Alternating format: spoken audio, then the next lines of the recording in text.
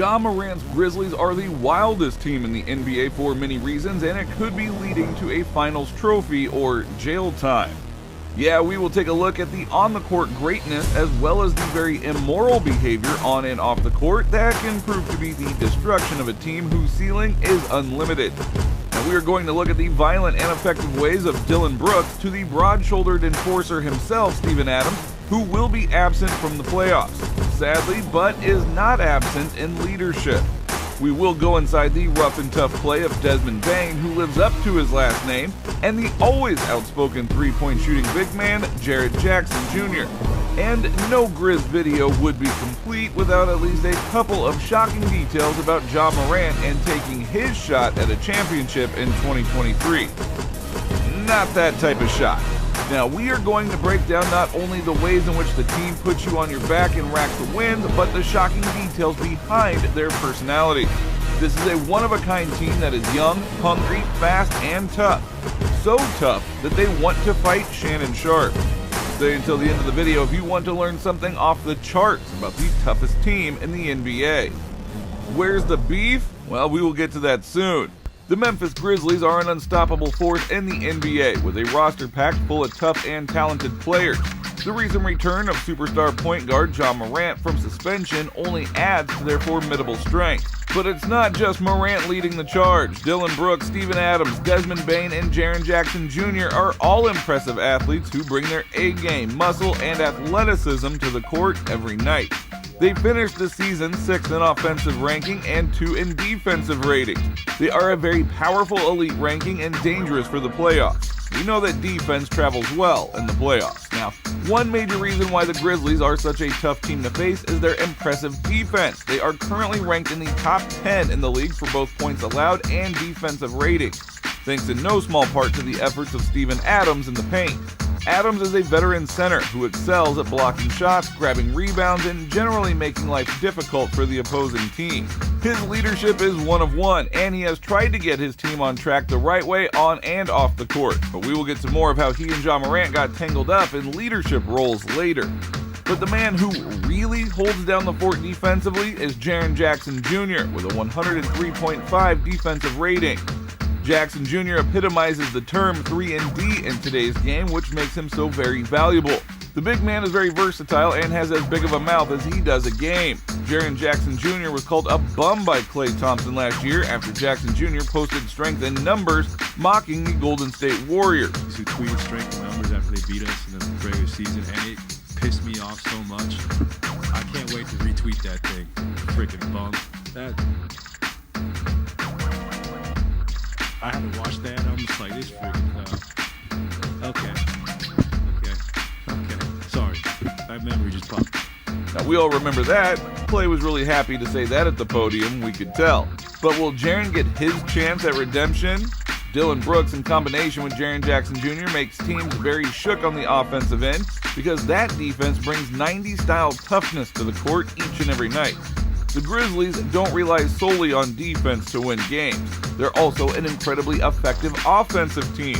Ja Morant might be the best slasher in the NBA, and he can jump out of the gym. Ja Morant is a dynamic playmaker who can score from anywhere on the court. Dillon Brooks is a skilled shooter who can knock down threes with ease, so you can't leave him open. Desmond Bane is an emerging talent who is muscular and strong and certainly no scrub. A guy quickly making a name for himself as a reliable contributor on offense. In short, the Memphis Grizzlies are one of the toughest teams in the NBA because they have a well-rounded roster of talented players who excel at both offense and defense. Whether they're shutting down the opposition with their tenacious defense or putting up points on offense, the Grizzlies are a formidable force that no team wants to face.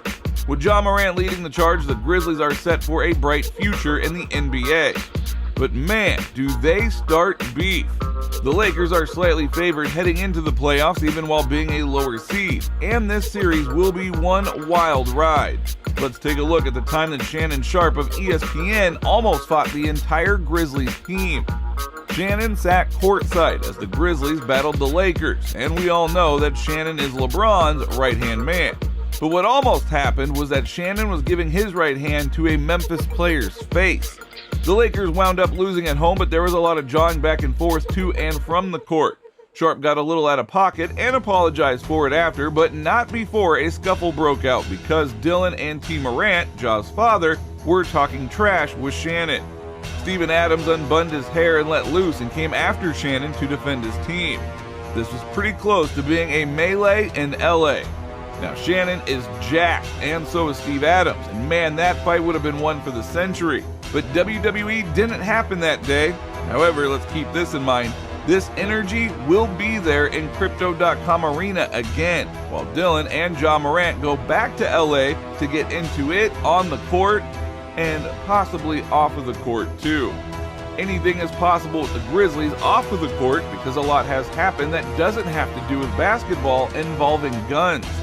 This next incident involves the scope laser of a gun. After the Indiana Pacers game, Ja Morant got into it with a player from Indiana.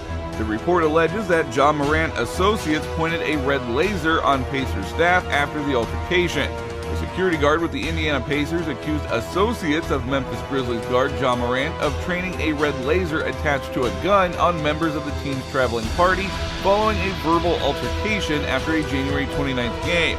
Allegedly, aggressively confronted members of the Indiana Pacers staff after their game at FedEx Forum. Trained a red laser on the Pacers staff from a slow-moving SUV. So how is this guy still in the league? How is Ja Morant still playing basketball after that? Forget about the gun-wielding incident on Ja's Live that got him suspended for just 8 games.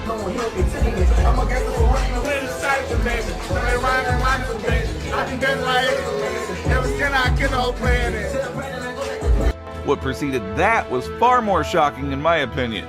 Now this points directly to conflict and turmoil inside the Memphis team structure because apparently before the gun incident, Steven Adams had a team meeting about behavior off the court, and this was apparently a rebellion from that meeting. Was this Ja in defiance? Well, in my opinion, that incident in Indiana is far overlooked, and something is bound to happen sooner or later with Ja inviting his thug friends to games and getting into it with players. How does the NBA overlook this? We know that Memphis loves to get under players' skin by talking trash, and they are the best at it. They have baited many teams into technical fouls and losses and have created an art in doing it. Yet when alleged gang member friends and guns are involved, how far will the NBA go to just let these extremely talented players go? Ja's the center of attention and superstar of the team. With him being involved with guns and pointing them at opposing staff and players, well, maybe this is a sign. Things have to change soon because sooner or later this will blow up and cause irrevocable damage. Ja is one of the NBA's most talented players, but can he stabilize himself and the team? Well, a team's best player is usually their leader, but Ja doesn't show many leadership qualities. That usually doesn't go far in this league in terms of championships. He's not their mouthpiece or speaker from what we can tell. But speaking of talking, Dillon Brooks talks more trash than anyone on this team. He has beef with LeBron, Clay, Draymond, and Shannon Sharp, and many more NBA players. His explosive lateral movement on defense is fantastic, but his mouth is even more impactful in how he gets under players' skin. He has had instances that people have called him a dirty player, including Warriors head coach Steve Kerr. This was in response to Brooks causing Gary Payton to break his elbow. Lots of bad blood is brewing between Brooks and the Warriors, and rivals are being made. Warriors are saying that Dillon crossed the line and broke the code on the play. This caused Jordan Poole to foul Ja Morant and put Morant on the rest of the series in the playoffs. After the series, Brooks made the crazy comment that the Grizzlies are creating a dynasty. The Warriors would have a lot to say about that since the Grizzlies have not won a thing, and the Warriors, well, they have won 4 championships. But back to Brooks. He has made no bones about it. He does not like Draymond Green. When a reporter spouted the similarities in both of their games, Brooks said Green would be a nobody if he wasn't on Golden State. Green shouted back on a podcast, and Draymond called him an idiot. They got into a scuffle a day later on the court and got into each other's face. Now watch for this rivalry going forward in the future and possibly in the playoffs.